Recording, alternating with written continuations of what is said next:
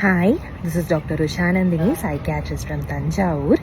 இன்றைக்கி ஸ்டாய்க்கிசம் ஃபிலாசபியில் என்ன சொல்கிறாங்கன்னு பார்த்தீங்கன்னா, நம்ம ஏதோ ஒரு விஷயத்த பண்ணுறோம், நம்ம நல்லதாக பண்ணுறோம். ஃபார் எக்ஸாம்பிள் 10th 12th வந்து நீங்கள் எக்ஸாம் நல்லா எழுதுறீங்கன்னா உங்கள் பேப்பர்ஸ் எல்லாம் போய் வாட்டியாவது காமிச்சு இது மாதிரி எழுதுங்கன்னு சொல்கிறாங்க.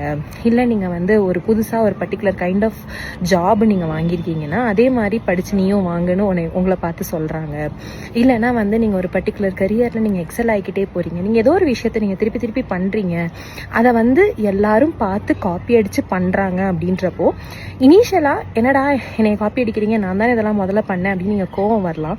பட் அப்படி கோவம் வராமல் இது உங்களோட வேலை, நாம பண்ணுறது நம்மளோட டியூட்டி அப்படின்னு நீங்கள் மாறும்போது நீங்கள் ஒரு லீடராக மாறுறீங்க அப்படின்னு சொல்கிறாங்க. A leader leads. They do not expect recognition. They do not expect awards. They just do the duty and move on to the next duty. So be a leader அப்படின்றத எனக்கு ஸ்டாய்க்கிசம் philosophy. இதை பற்றி யோசிச்சு பாருங்க. தேங்க்யூ.